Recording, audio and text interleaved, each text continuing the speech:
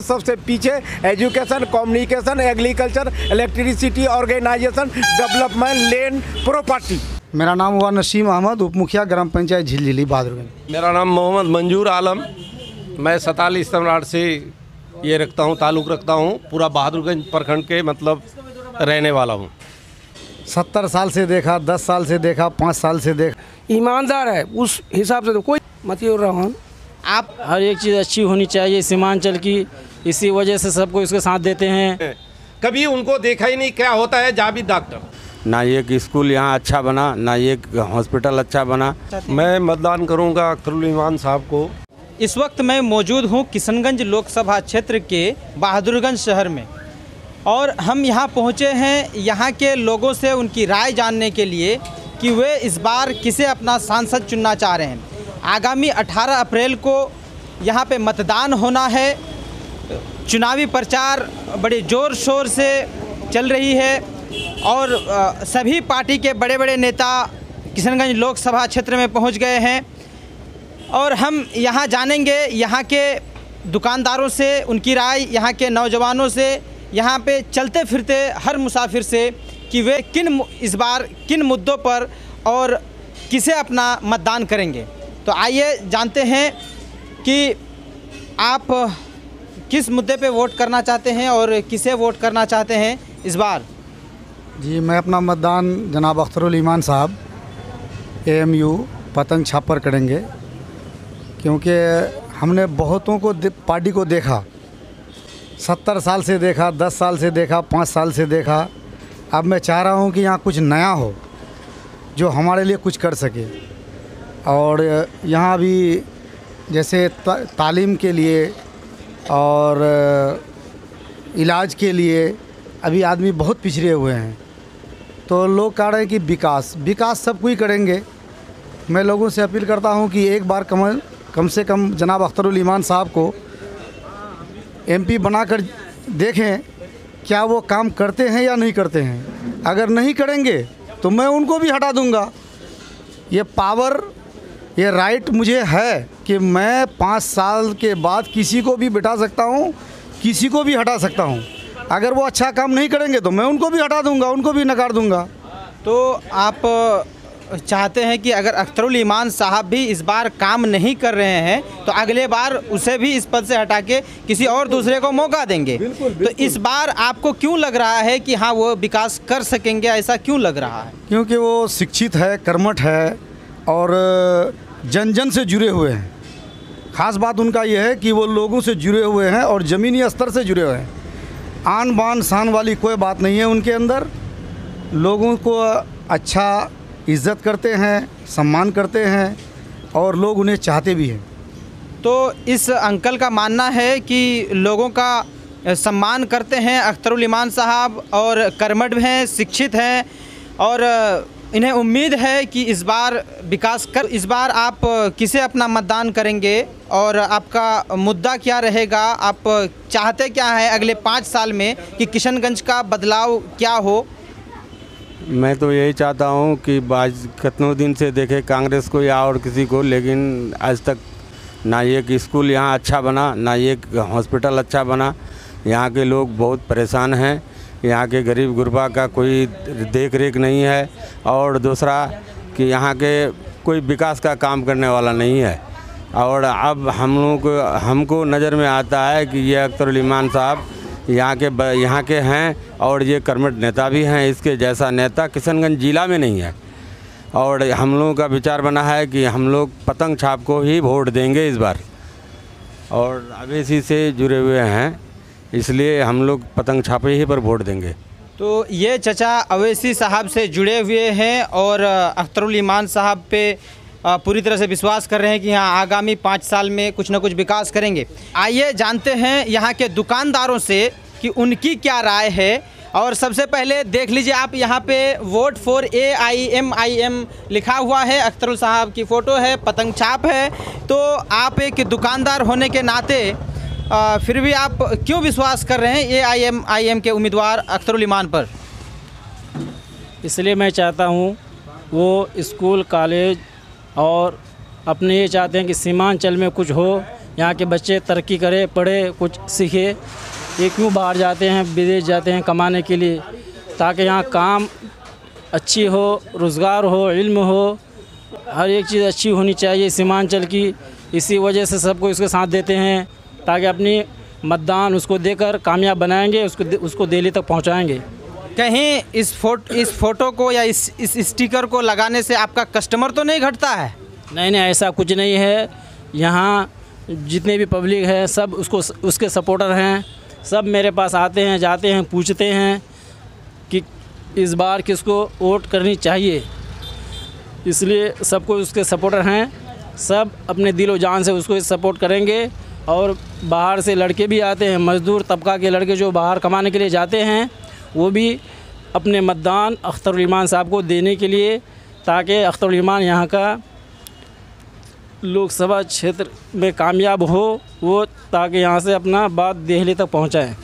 आप शिक्षा की बात कर रहे हैं, लेकिन कांग्रेस का मानना है कि हमने किशनगंज को AMU जैसा सेंटर दिया, इतनी बड़ी संस्थान दिए। ऐसी कोई बात नहीं है।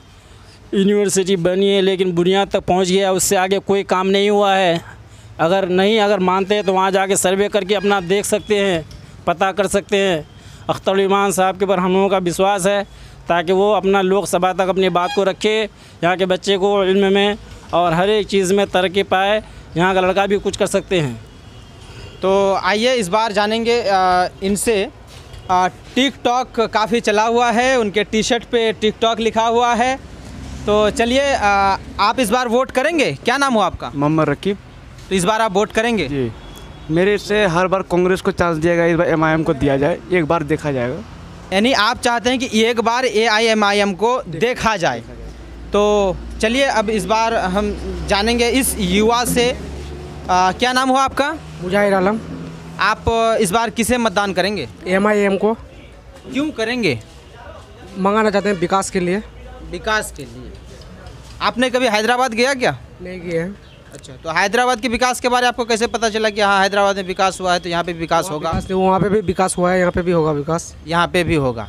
तो चाचा, आपकी क्या राय है, इस बार किसे अपना मतदान करना चाहते हैं? मैं मतदान करूँगा अख्तरुल ईमान साहब को, जो ईमानदार आदमी है, अपना घर बार छोड़ के हमारे लिए सेवा में लगे हैं, तो हमारा भी फ़र्ज बनता है उनके लिए सेवा में लगे। 2017 में जो बाढ़ आया हुआ था पूरे बिहार में, उस टाइम क्या अख्तरुल ईमान साहब आपके गांव तक पहुंचे थे? जी, हमारे गांव में पहुंचे। वो क्या बिल्कुल पानी में पजामा भिगा के उतर के लोगों को बचाए, लोगों को राहत दिए, लोगों को खाने पीने का जो सामानगिरी था उन तक पहुंचाए। एक अख्तरुल ईमान ही तो था, और कोई नेता कहाँ दिखाई दिया इस इलाके में? कोई था ही नहीं। आज जो है जगह जगह से लोग बेखबर बेमुरम्मत लोग आके खड़े होके आज बातें कर रहे हैं कि हम ये हैं, हम वो हैं, हम वो कर रहे हैं। करने वाले कोई नहीं। जो है उनके सामने देखिए, हर पब्लिक बोलेंगे, हर कल्ला फाड़ के बोलेंगे, चिल्ला के बोलेंगे। सच को हर कोई सच जवाब देंगे, झूठ को झूठ मानेंगे। आज से 10 साल पहले घौरेर छुआ के नाम से जीते थे मौलाना असरारुल हक। क्या इस बार भी डॉक्टर जावेद इस पर प्रभाव कर पाएंगे कि नहीं कर पाएंगे? ऐसा कुछ नहीं है। डॉक्टर जावेद को आज तक मैंने 42 साल का उम्र हो गया, डॉक्टर जावेद को बहादुरगंज एरिया में हमने कभी देखा ही नहीं, जबकि चौक चौराहा में रहने वाला आदमी है। कभी उनको देखा ही नहीं क्या होता है जावेद डॉक्टर। नाम सुना तो प्रधानमंत्री का, मगर जबकि वो मौजूदी हालत में देखा ही नहीं, तो ऐसा आदमी होना नहीं होना मेरे लिए असंभव। तो चाचा, आप कुछ कह रहे थे? कि सैलाब के टाइम में अख्तरुल ईमान ही एक ऐसा नेता थे जो कम से कम लोगों का हालचाल जानने के लिए आए। बाकी तो किसी को हम लोग देखा ही नहीं। इस बार किसे अपना मतदान करना चाहते हैं? को देंगे वोट। कहीं भीड़ को देख के तो आप उसके पीछे नहीं जा रहे हैं? कुछ नहीं, हम अपना नेता को देख के उनको वोट दे रहे हैं। उनकी काबिलियत, उनके अंदर में बोल है, टैलेंट ही है, ईमानदार है, उस हिसाब से तो कोई पार्टी पूरी नहीं। अख्तरुल ईमान को हम वोट देंगे। बार बार तो लोग ठग के गए, बाहर से आए और जीत के चले गए। इस बार हम अपने घर का बच्चा को वोट देंगे। तो यहाँ पे कई युवा भी खड़ा है, उनसे भी जानने की कोशिश करेंगे कि उनकी क्या राय है, इस बार किस मुद्दे पे अपना वोट करना चाहेंगे। चलिए, आपका नाम? मेरा नाम जीशान अकरम हुआ। आप इस बार किस मुद्दे पे वोट करना चाहेंगे? क्योंकि हर पार्टी का नारा है हम युवाओं के लिए हैं, तो आपकी क्या राय है, कौन है युवाओं के लिए और कौन नहीं है? मेरे लिए युवाओं के लिए अख्तरुल ईमान है। आप अख्तरुल ईमान साहब वोट करेंगे? बिल्कुल। क्यों? इसलिए क्योंकि मतलब वही विकास कर सकते हैं हमारे यहाँ पे, अदरवाइज़ और कोई कर नहीं सकते हैं। ये कांग्रेस को भी हमने बहुत बार देख लिया है, काफ़ी दिनों से कांग्रेस भी रही, बीजेपी की भी आई बीच में, लेकिन अख्तरुल ईमान इस बार है, हम लोग इस बार अख्तरुल ईमान को वोट देंगे। तो जम के आप चाह रहे हैं कि अख्तरुल ईमान साहब जीते और फील्ड भी कर रहे हैं इंशाल्लाह। फील्ड भी कर रहे हैं? अच्छा, तो आप उस पार्टी के किसी पद पे हैं क्या? जी, नौडवरा पंचायत का AIM का प्रवक्ता हूँ मैं। आप पंचायत लेवल के प्रवक्ता हैं AIM के? जी। चलिए, धन्यवाद। उधर से आइए उनसे जानने की कोशिश करेंगे कि उनकी क्या राय है। किसे इस बार आप अपना वोट देना चाहेंगे? आपका नाम? मेरा नाम मोहम्मद अशफाक आलम। तो इस बार 18 अप्रैल को किशनगंज लोकसभा में मतदान होना है, आप किन मुद्दों पर वोट करेंगे और किसे वोट करेंगे? ये कांग्रेस की 1957 से लेकर के इस इलाके का गट्स बना रहा, लेकिन इन्होंने जो है यहाँ इस तरह से काम किया है जो काम करने के बाद अब तक काम नज़र नहीं आती है। ये तो सोने का सुहाग हो जाना चाहिए था कांग्रेस की इसमें कर्मकाल में, लेकिन आज तक ये सोने की सुहाग नहीं हुई, ये बदतर कर दिया है। जो 40 जिलों के अंदर में, पूरे बिहार के अंदर में सबसे पीछे education, communication, agriculture, electricity, organisation, development, land, property, इनके अंदर में कुछ नहीं है, ये सारा खा गया। अगर यहाँ पे कुछ नहीं है तो सर्वे के मुताबिक 115 सबसे पिछड़े जिलों में किशनगंज को शामिल नहीं किया गया है, तो आप किसे दोस्त मानेंगे? एजुकेशन, इन communication, agriculture, electricity, organisation, development, land, ये 7 चीज़ चाहिए, ये 7 चीज़ चाहिए। लेकिन कांग्रेस का आरोप है या NDA गठबंधन की भी आरोप है कि आप यहाँ से एक सीट दे करके किन सरकार से मदद लेंगे? हमको किसी सरकार से मदद लेनी पड़ेगी, जब ज़रूरत पड़ेगी तो मैं मदद दूंगा, लेकिन हमारी सीट यहाँ से जाएगी। सीट जाने के बाद हमारी जो है जिस सरकार से उनको ज़रूरत पड़ेगी वो अलायंस में आएंगे। दूसरी बात ये है कि हम लोग जो है ये पिछड़े में है, ये इलाका सीमांचल का पासमानदागी से ज़िंदगी गुजारता है।